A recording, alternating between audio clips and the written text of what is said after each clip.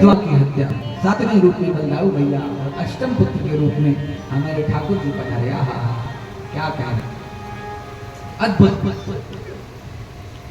चतुर्भुजधारी नारायण प्रकट हुए। माँ देवकी ने स्तुति करी और माँ के प्रार्थना करने पर ठाकुर जी छोटे हो गए। सब लीला आप लोग जानते हैं। ठाकुर जी ने पहले ही बता दिया था मुझे गोकुल में जुड़ाना, समय आने पर मैं आप लोगों को कारागृह से मुक्त करूंगा। वहीं जेल में एक सूपा रखा था, उसी सूपा में छाछ है, अपने यहाँ तो सूपा ही बोलते हैं उसको, जो चावल वावल फटकने का जो होता है, उसमें ठाकुर जी को लेके वसुदेव जी गए हैं गोकुल। अच्छा, सूपा में क्यों ले गए?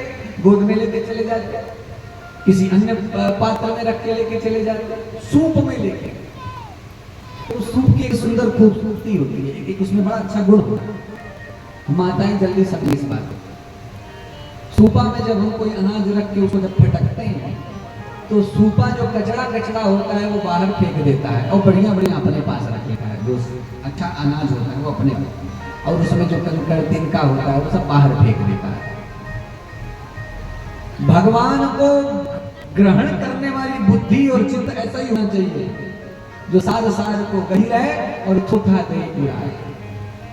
जहां भी आपको सद्गुण दिखे, अच्छाई दिखे, उसको तो स्वीकार कर लो, और जहां बुराई दिखे उसको आंख बंद कर लो, नजरअंदाज कर लो। अच्छा देखो, हमारे रसोई में दो चीज होता है, एक तो होता है अनाज फटकने वाला सूपा और दूसरा होता है वो आटा छानने वाली छन्नी, चलनी, आटा चालने वाला। अच्छा, चलनी में क्या है कि आटा चालने वाली जो छन्नी है, चलनी है, उसमें है वो अच्छा अच्छा आटा नीचे गिरा देता, चोकर अपने पास रख लेता है, कचड़ा अपने पास। और सूपा ठीक उल्टा है, सूपा अच्छा अपने पास रखता है, कचड़ा बाहर गिराता है। इसी तरह संसार में दो तरह के लोग होते हैं।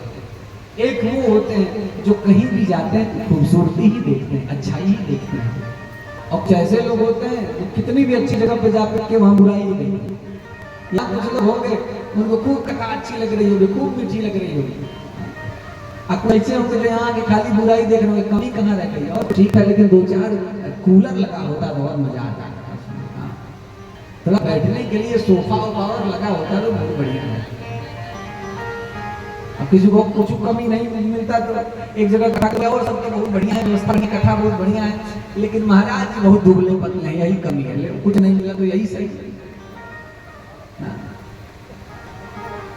हाँ, भगवान आए गोकुल और हम लोगों ने खूब धूमधाम से कल भगवान का जन्मोत्सव मनाया, खूब सोहर वगैरह गाया, सब लोग नाचे कूदे, बधाई लूटे, बधाई लुटाए, न्यौछावर लूटे, न्यौछावर लुटाए, खूब आनंद आया। क्योंकि कौन आया है? नंद के घर में बेटा नहीं आया, नंद के घर में कृष्ण नहीं आए, नंद के घर में गोपाल गोविंद वसुदेव नंदन देवकी नंदन यशोदा नंदन नंद नंदन नहीं आए।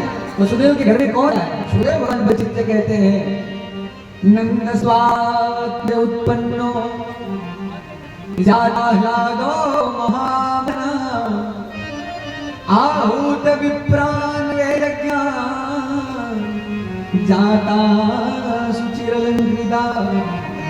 नंद जी के घर में जाता हलादो महामना, नंद के घर में आह्लाद पैदा हुआ है, आनंद पैदा हुआ है। नंद के आनंद भयो जय कन्हैया, नंद के कृष्ण भयो, नंद के लाला भयो ना, नंद के आनंद भयो, आह्लाद आया। अच्छा, आनंद क्यों कहा, आह्लाद क्यों कहा? सुखदेव भगवान कहने कि नंद का आह्लाद पैदा हुआ। पता है क्यों? क्योंकि चाहे हमारे ठाकुर जी हों, चाहे हमारे राम जी हों, ये लोग आने के बाद सबसे पहला काम क्या करते हैं? अच्छा, अब बताओ, राम जी ने प्रकट होने के बाद सबसे पहला काम कौन सा किया? राम जी ने प्रकट होने के बाद सबसे पहला जो काम किया है, तो उपजा जब ज्ञाना प्रभु मुस्काना, चरित बहुत कीन चहे। प्रभु प्रकट होने के बाद सबने मुस्कुराए हैं। हाँ, आह्लाद आनंद आता है। इसीलिए तो संत कहते थे कि दिल दे तो इस मिजाज का परवरदिगार दे, कि कुछ रंज की घड़ियां भी हम हंस के गुजार दें। अटल बिहारी वाजपेयी जी ने एक बार संसद में कहा था कि झील पर पानी बरसता है हमारे देश में और खेत पानी को तरसता है हमारे देश में, पागलों और दीवानों को छोड़कर कौन हंसता है हमारे देश में। या हमारे यहां से तो हंसी, आनंद, आह्लाद अमूल चला जा रहा है। आज तक आप लोगों ने पूछा कि किसी के घर की गाय भैंस मुस्कुरा रही हो, हंस रही हो, आज तक हुआ है? ये हंसने की जो खूबसूरती है, हंसने का जो उपहार है, वो केवल मनुष्यों को मिला है और कोई नहीं मुस्कुरा सकता। हाँ, किसी के घर की भैंस मुस्कुराई हो तो बताइए, कभी नहीं। आप गधा को दुनिया के सबसे बढ़िया स्टूडियो में लेकर जाओ, उसका फोटो खिंचवाओ, गधा का एक पोज आएगा, यूं लटकाएगा। आजकल हमारे समाज में भी ऐसा है, कुछ लोग का चेहरा ऐसे लटका रहता है, जैसे लगता है सारे संसार का कुपुदिनी के साथ। अरे भैया, भगवान ने मुस्कान हमको आपको तोहफे में दिया है, उपहार में दिया है। आप हमको कोई उपहार दें, कोई तोहफा दें और मैं तोहफा उठा के कूड़ेदान में डाल दूं, आप दोबारा हमें फिर कोई तोहफा नहीं देंगे। क्यों? क्योंकि हमें आपके उपहार की कद्र नहीं है। इसी तरह भगवान ने मुस्कुराहट हमें उपहार दे दिया, और यदि इस मुस्कुराहट की हमें कद्र न हो तो भगवान फिर मनुष्य नहीं बना दे। इसलिए भैया मुस्कुराते रहो। लखनऊ जाइए तो वहां दीवारों पर लिखा रहता है, मुस्कुराइए आप लखनऊ में हैं। मैं भी आपसे कहता हूँ, मुस्कुराइए आप सत्संग में हैं। हंसते हुए मुस्कुराते हुए जीवन को गुजारिए, क्योंकि ठाकुर जी का एक नाम है आनंद, सच्चिदानंद भगवान का नाम। और रोने धोने वाले, हमेशा मुंह लटकाने वाले लोग बहुत ही शिकायती चित्त कभी भगवान का भक्त नहीं हो सकता, क्योंकि भगवान का सबसे पहला काम है, भगवान आए हैं तो मुस्कुराए। अरे आई बहार, आई बहार हंसते हंसते। गोकुल में कौन आया? आई बहार हंसते हंसते, आया सांवरा सरकार हंसते हंसते।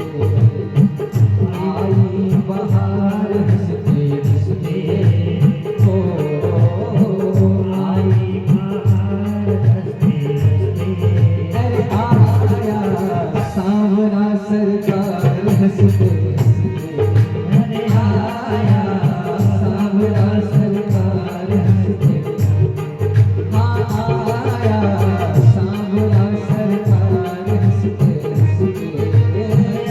आया सांवरा सरकार। कौन आया है गोकुल में? अरे नाथों का नाथ आया, करने से नाथ आया। नाथों का नाथ आया, नाथों का नाथ आया, करने से नाथ आया। नाथों का नाथ आया, करने से नाथ आया। सृष्टि सूत्रधार हंसते हंसते, हो सृष्टि सूत्रधार हंसते हंसते। अरे आया सांवरा सरकार हंसते हंसते। अरे आया सांवरा सरकार हंसते।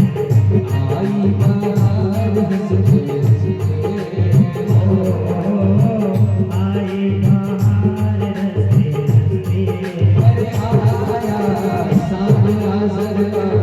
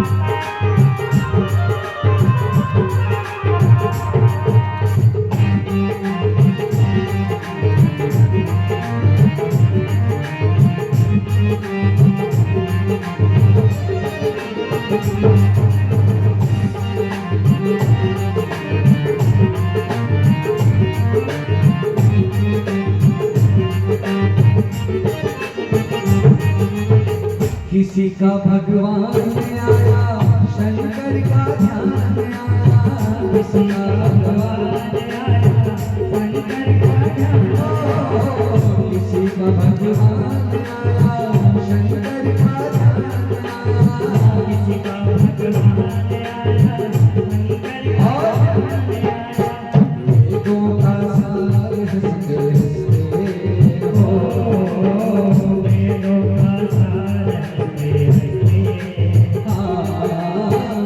वेदों का सार हंसते हंसते हो, वेदों का सार हंसते हंसते, अरे आया सावन सरकार हंसते हंसते, आया बाबरा सरकार हंसते, आई बाबा हंसते हंसते,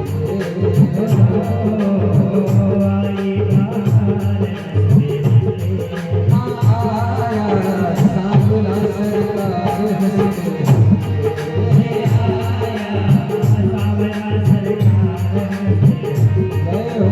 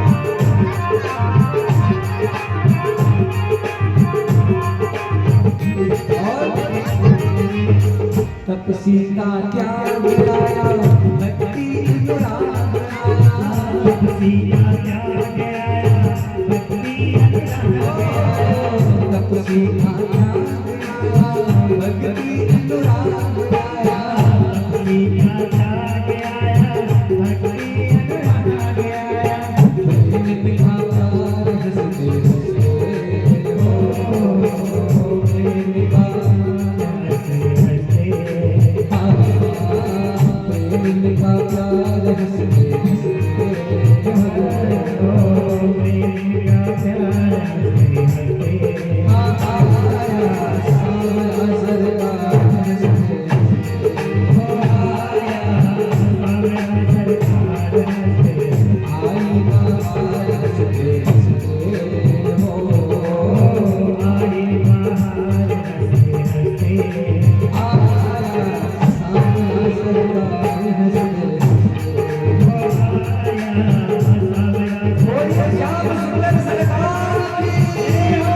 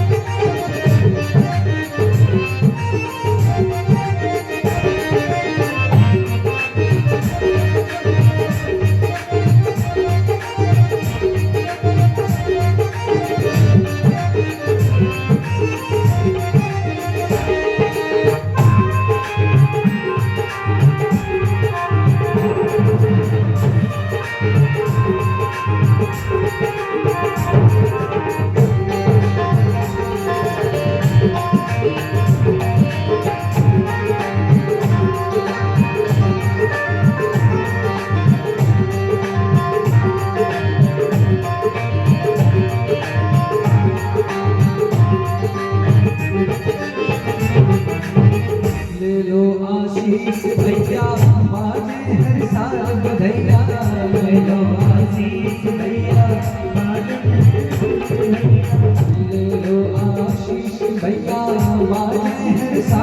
भैया लो आशीष भैया आनंद हर साल बधैया यशोदा के द्वार हंसते हंसते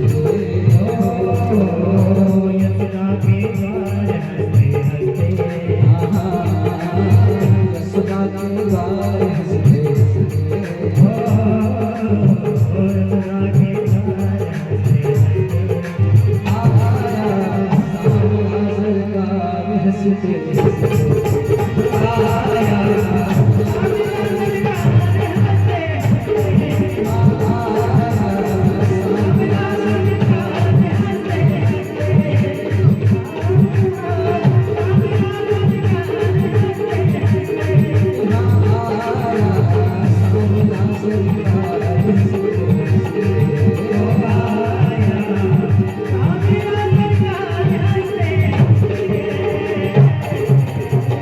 बोलिए श्याम सुंदर सरकार की जय।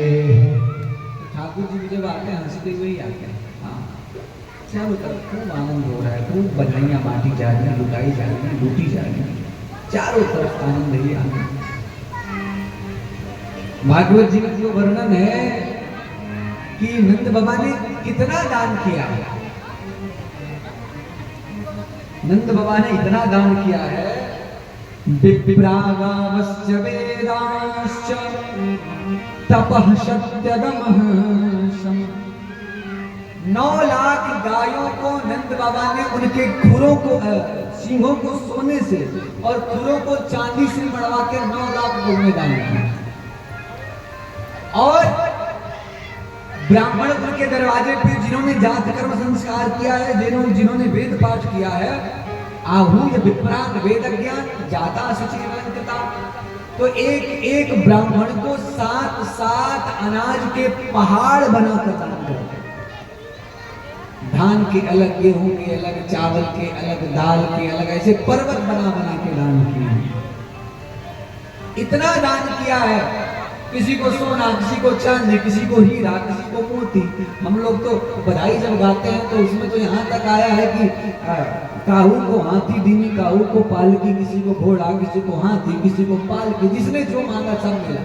और क्यों न मिले, सुखदेव भगवान कहते हैं कि परीक्षित, सारे ब्रज में सोने चांदी हीरे जवाहरात ऐसे बिखरे पड़े हैं, कोई पूछ नहीं रहा है, कोई छू नहीं रहा है, कोई उठा नहीं रहा है। जैसे रमा क्रीडम भूमि पर, रमा अर्थात लक्ष्मी ब्रज भूमि पर क्रीड़ा कर रहे हैं, अपने सारे वैभवों को लुटा रहे हैं। चारों तरफ हीरे जवाहरात, सोने की मोहरें, दिव्याभूषण बिखरे पड़े। अच्छा, इधर बधाई लुटाई जा रही थी और उधर भोले बाबा कैलाश पे नंदी की पूंछ पकड़ के बैठे थे। पार्वती मैया बोली कि बाबा क्या बात है, नंदी की पूंछ पकड़ के क्यों बैठे हो?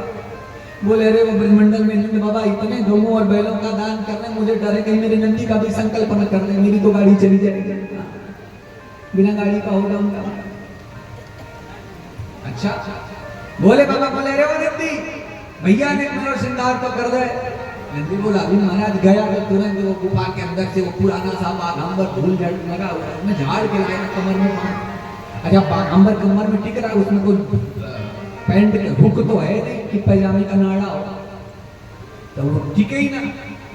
भोले बाबा बोले ऐसे रंग धड़ंग जाऊंगा नागा बाबा बन के तो मुझे कोई दर्शन भी नहीं करने देगा, भैया ने कपड़ा तो मुझे ठीक से पहना दे। नंदी बोला चिंता मत करो बाबा, मैं भी गया, बहुत सारे सांप बिच्छू तो सब रहते ही कैलाश में। नंदी बोला भैया कोई जिम्मेदार सांप आगे बढ़ो, तो सब हाथ खड़ा कर दूं, मैं भी जिम्मेदार, मैं भी जिम्मेदार। बोले नहीं, बड़ी जिम्मेदारी का काम करना है। बोले क्या? नंद बाबा के कमर पे कमरबंद बनना, और थोड़ी भी जिम्मेदारी से चूके तो भोले बाबा का वो बाघांबर नीचे खिसक जाएगा। एक सर्प को लेके और उसी से बांध दिया बाघांबर को, जटाओं को समेटा इकट्ठा करके और एक सर्प से जटाओं को बांध दिया। कंकण किंकणी पहिने व्याला, कंकण के स्थान पे भी व्याला का सर्प, भुजाओं में भी सर्प, गले में सर्प, कानों में बिच्छुओं के कुंडल। आईना दिखाया नंदी ने कि देखो बाबा कैसा लग रहा हूं। बोले बाबा बोले श्रृंगार में अभी भी कुछ कमी है, मैं अपने प्रीतम से मिलने जा रहा हूँ, थोड़ा और श्रृंगार कर, थोड़ा पाउडर लगाओ। नंदी बोले अच्छा चिंता मत करो। गए नंदी तो ताजी ताजी चिता की भस्म ले आए एक बोरा, और भोले बाबा को ऊपर से नीचे तक भस्म ही भस्म कर दिया। अब आईना दिखाया, भोले बाबा बोले हाँ अब अच्छा लगा। रहा हूं। और चल पड़े। पार्वती मैया बोली काहे बाबा कहाँ चल दिए? बोले बाबा बोले कि मैं जा रहा हूँ मेरे बाल कृष्ण लाल, मेरे इष्ट राम, मेरे इष्ट कृष्ण बाल रूप में प्रकट हुए दर्शन करने जा रहा हूँ। मैया बोले मैं भी चलूंगी। पार्वती मैया बोली, बाबा बोले नहीं मैं आपको लेकर नहीं आने वाला, जहां भी जाता तो आप पहले तैयार होकर चल देते तो मैं भी जाऊंगा, आपको लेकर नहीं जाऊंगा। पार्वती मैया बोली क्यों लेकर नहीं जाओगे? अच्छा बोले बाबा की कौन कहेगा, मुझे तो लगता है कि कोई भी पति अपनी पत्नी को लेकर कहीं नहीं जाना चाहिए। भाई लोग को ज्यादा अनुभव होगा।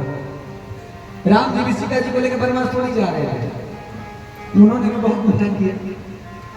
अच्छा ले जाने में कम आफत है, बहुत आफत है हमारा। स्टेशनों पे आप देखिए कहीं जाना हो, कहीं इधर वृंदावन हरिद्वार जाना, तो बेचारे पति लोग एक चौटाई सिर पे, एक ठो बैग कंधे पे, एक ठो झोरा इधर, चार तो एकदम कूली लगता है कि कूली जा रहा। आई हाई देवी जी लोग पीछे अपने लाल रंग का पर्स पकड़े बढ़िया ऐसे हाथ हिलाते हुए पीछे पीछे चल रहे। अच्छा ट्रेन में घुसेगा महाराज तो आई पति देव लोग कहते भाई साहब थोड़ा जगह दे दो, लेडीज है थोड़ा सा सीट दे दो। कैसा हाथ जोड़ के सीट दिलाएंगे, अपने चाहे मिले तो मिले खड़े खड़े जाना पड़े। अच्छा यात्रा में और सावधान सावधान रहते हैं कि कहीं झगड़ा झंझट हो गया तो पत्नी के सामने बेइज्जती और हो जाएगी। मान लो किसी ट्रेन में झगड़ा हो ही गया, अब वो थोड़ा मजबूत निकल गया, दो मुक्का मारे दिया, तो उस समय तो देवी जी लोग बचाएंगे और झगड़ा कर लेंगे उससे, लेकिन जिंदगी भर का कलंक हो जाएगा। जब पति पत्नी में झगड़ा होगा कई देवी जी लोग यही कहेंगे कि ऐसे नहीं दुनिया ट्रेन में मुकाएगा। बड़ी आफत है, कम आफत थोड़ी। बस में लेके जाइए महाराज, ट्रेन में बस में बैठेंगे इनका उल्टी शुरू हो जाता है। पति बेचारा लेके बोतल से सीट और गाड़ी घूमता है, ड्राइवर भी कहता है बढ़िया सनीचर लेके घूम रहे हो। कम आफत है, भले बाबू बोले मैं आपको लेके नहीं गया। मैया बोली तो सुन लो, आगे भगवान की लीला में महाराज में आपको मेरी जरूरत पड़ेगी, फिर मैं आपको लेके नहीं जाऊंगी। बोले बाबा बोले जबकि जब देखी जाएगी, अभी तो मैं अकेले ही जाऊंगा। इधर पार्वती मैया पहले ही गोपी का वेश बना के गोकुल आ गए। बोले बाबा अलग निरंजन बहुत दिव्य वेश बाबा का, एक हाथ में नंदी का वो रस्सा पकड़े हुए हैं महाराज। सब ब्रजवासी देखे बड़े भैया बड़ो ही दिव्य महात्मा आयो है, भस्म वगैरह रामायण के बड़ो ही तपस्वी त्यागी सन्यासी नागा सो लग रहा है। काय बाबा कहाँ नाम है आपको, कहाँ थे आत्मा नहरो है? बाबा बोले मैं हिमालय का संत हूँ, हिमालय से आ रहा हूँ। अच्छा अच्छा दंडवत बाबा दंडवत, आजा आजा नंद बाबा जो छोरा भयो है वो सबन को बधाई बांट रहा है, चल बाबा तू भी बधाई ले ले। बाबा को लेकर सब ब्रजवासी आए नंद बाबा के द्वार पे। अलग निरंजन बाबा आया है, मैंने सुना है बालक हुआ है, लाओ बधाई। एक वही पार्वती मैया गई यशोदा मैया के पास, अरे यशोदा बहन एक बड़ो ही दिव्य महात्मा आयो है तेरे द्वार पे, बड़ो ही दिव्य है, बड़े भाग्य से तेरे द्वार पे आयो है, बाकी कछु बधाई दे रहे।